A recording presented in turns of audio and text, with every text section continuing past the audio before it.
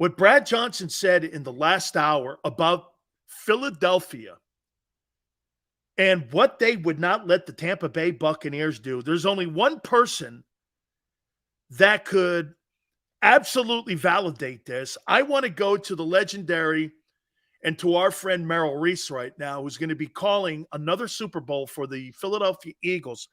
So we had Brad Johnson on, Merrill, in the last hour.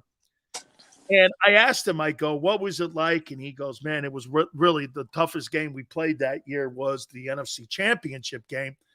And he goes, you want to know something which is even crazier? When we won the game, the Eagle management would not allow us to celebrate on the field because they did not want the Bucs to close out the vet. So we're the only team in NFL history that had to celebrate the NFC title game in the locker room because the Eagles would not allow them to celebrate closing the vet out. Now that's from Brad Johnson's lips. So just some validation on this here. Have you ever heard that story? Never, ever, ever. Never, ever, ever. But I can tell you, for Eagles, that was a miserable game. Hey, Merrill. So he goes, well, they came to us as we were getting ready. We were waiting for the confetti. There was no confetti. And I go, well, they had their confetti during the game. Donovan McNabb's favorite receiver was Rondé Barber. Oh, my God. Holy cow. Hey, you'll be on Angelo's show tomorrow for that one.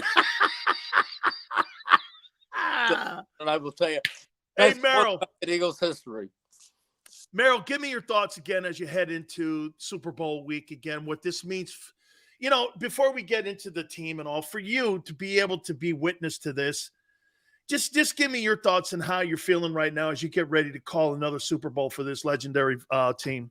I'm excited, but you have to take into consideration, I'm excited calling a preseason game. I just love it so much. But, of course, it means everything. It really means everything. I don't know if I told you this story before, but back years ago, in days when dinosaurs still inhabited the earth, I got on the plane in 1981 to come home from New Orleans, where the Eagles the day before had lost to the Raiders in Super Bowl 15. And as I got on the plane, you would have thought that the guys were upset and angry and depressed because they lost. That was a one-sided game. And instead, they were full of fight. And they said, we are going to be back there next year because now we have the experience. We know what it's like. We know how to win one of these things. Well, next year came 25 years later, 2004. That's when it came. So this is a game where this is not the 2018 team. Only 7 guys from that team are on this team. This is an opportunity for these guys to nail down the win of a lifetime. Every player has to go into this game thinking, this is the last game I'm ever going to play. This is the most important game of my life. I may never have another chance. They can't say, we're young, we're going to be good for the next 5 years, 6 years, because you know what? These guys will never play a game together again. Guys will depart. There'll be retirements. There'll be free agents coming and going. It will be totally different. This is a unique team. It's the best Eagles team I've ever been around. They've got to make this performance count for the ages. Merrill, I made a comparison with 2 of your guys in the O-line, Lane Johnson and Jason Kelce. I went back in NFL history and I started thinking about Hall of Fame duo offensive linemen, and the only names that come to mind are Shell and Upshaw. And if these two guys win their second title in 5 years, they're both first ballot Hall of Famers. It's been remarkable. You think that's a fair comparison? Upshaw and Shell. I mean, they're both Hall of Famers, both these guys. I don't know that these guys are first ballot Hall of Famers, but I think they're Hall of Famers for sure. But I think that's a very good comparison. I do, Dan. That's a very good comparison. They are Hall of Famers, both of them, and they're outstanding. And you know what? We don't know yet. We don't know yet how good Jordan Mailata and how good he's going to turn out to be. I mean, even Dickerson. Yeah, Landon Dickerson could turn out to be a perennial All-Pro. We don't know that, but conceivably, now the other guy who is a Hall of Famer, no doubt at all, is Jason Peters, but he was out for the 2018 game. He was injured early in the season, but you're right. I mean, this is an amazing offensive line. Jeff Stoutland yesterday was asked a question about Mailata. And again, this goes back to Howie, Merrill. I mean, he goes down. I heard the story. He goes down to Miami because Mailata was at a camp. There was one other team that showed interest. It was the Steelers, that they were thinking of doing it. So Stoutland goes back and convinces Howie and says, hey, look, just draft a guy. So Howie didn't want to put up a big pick, but no one had a lot of interest, but he didn't want anyone to get him. So he takes him in the 7th round. And there's another pick between Jalen Hurts and him. I mean, now you got the guy making $16 million a year, and his best football is still ahead of him. That's quite a story at that left tackle position. And he can sing. He can sing, yes. You know, he was on that Mask, whatever. He was on that, and he sang beautifully. The Eagles put out a Christmas album, and he was great. And Lane can sing. Lane's a baritone, and Jordan sang on it. They can sing and they can play. That's a good combination. And they can sing and dance. Now let's see if they sing and dance all the way to another Super Bowl title. Let's go here with this.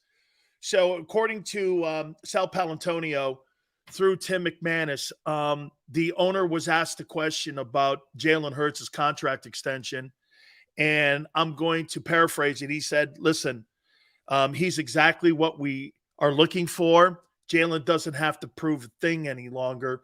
And so it's finally been addressed that, again, the numbers are going to be something that they're probably going to have to ping pong back and forth. But that's the first time the owner has publicly come out and said that this guy here is our guy moving forward. How do you think this plays out, Merrill? Well, honestly, it's not exactly breaking news. I mean, it'd be crazy to let him ever escape. He has proven at 24 years old that he is made of the right stuff. He's got, as they say, a triple threat, the arm, the legs, and the mind. And he's a leader. And he is revered by other members of the team. And he is a tireless worker. He just wants to get better every single day. He's really special. They've got a diamond in their midst, and they better lock him up and put him in a vault and bring him out on Sundays.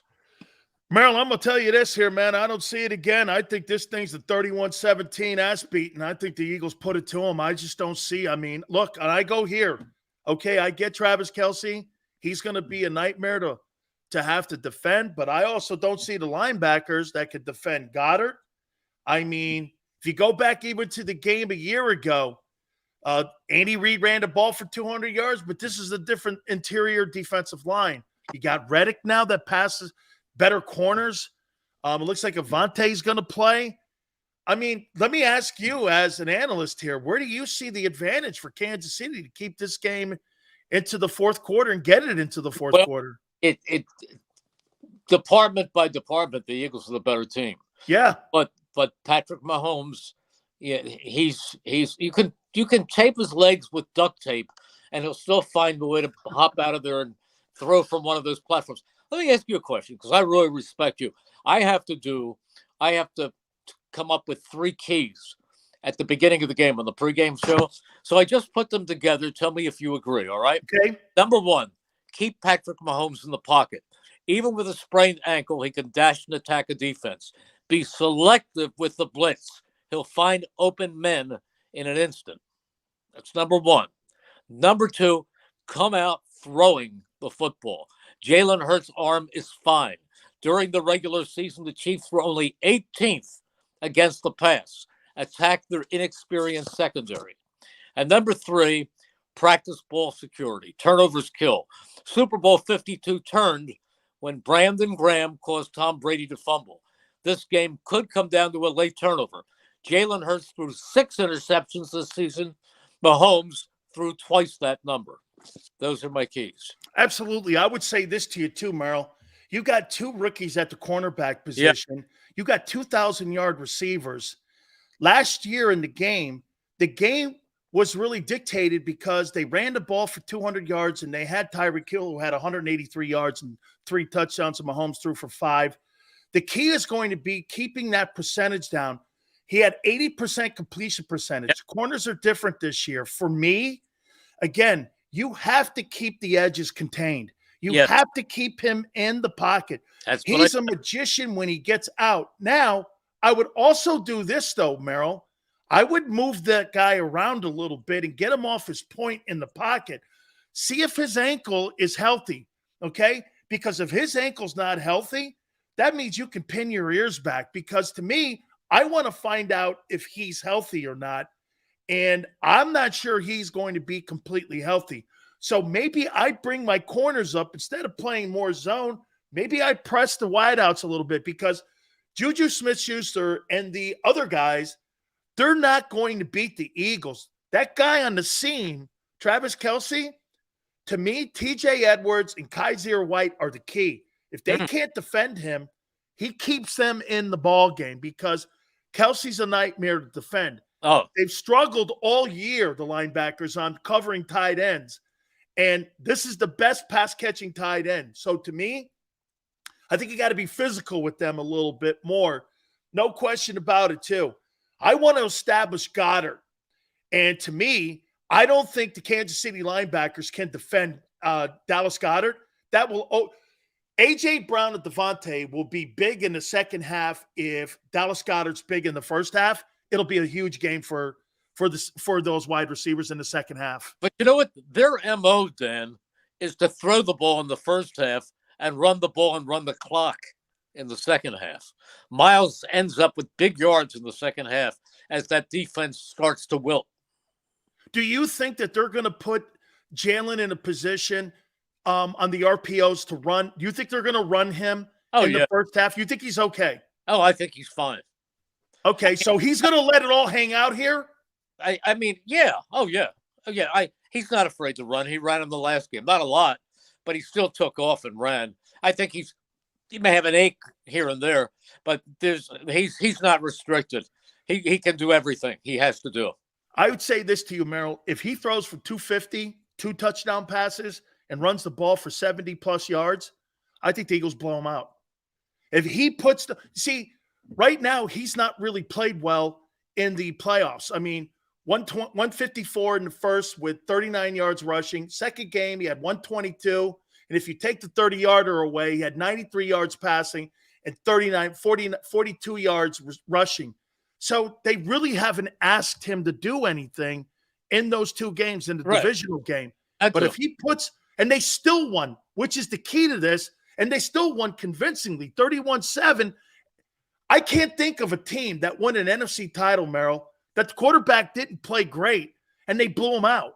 Yeah, but that was a rarity, Dan. I've done these games for 46 years, and I've never seen them play an offense for an entire half that can't throw a ball more than 5 yards.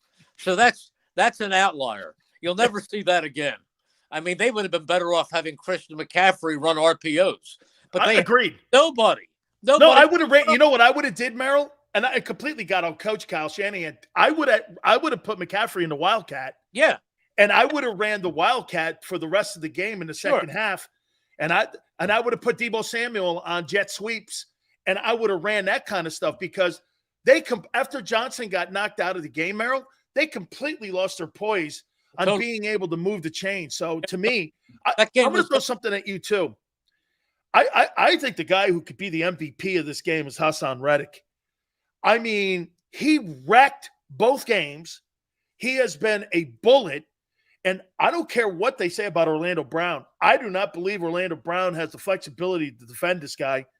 If Mahomes is not able to move around, I think Reddick has a big game. You could see a 3-sack game from this guy. Yeah, you could. You could. It's tough to get to Patrick Mahomes under any circumstances. Let me ask you this. If the Eagles win this game, are they in your mind one of the best football teams of all time? Remember, it will be 17 wins. I would say this to you, Merrill. This would probably be the best roster since the Cowboy dynasty where they won those 3 and 4. So whatever you think of that Cowboy team, because look at what they have. There are so many stars that are all over the football team that I would put them. Look, the Steeler team of the 70s, in my opinion, is the greatest collection of football players of all time with all those Hall of Famers that Chuck Noll put together. This is free agency, and I think it's harder to build today than then because you could accumulate back then. Now you can't accumulate. So in today's context with the cap, how about if I put it this way and put a designation on this? In the salary cap era, I think this could be the best roster and the best team that's ever been put together during the salary cap era. Remember, that Cowboy team didn't have to deal with salary cap. This team has to deal with it. So in the cap era, Merrill, I would probably put them right up there with the best team in the cap era. You want to hear a funny story? I did a series once for ESPN with the late Steve Sable, and he put the whole thing together at NFL Films, and it was called the Greatest Team of All Time.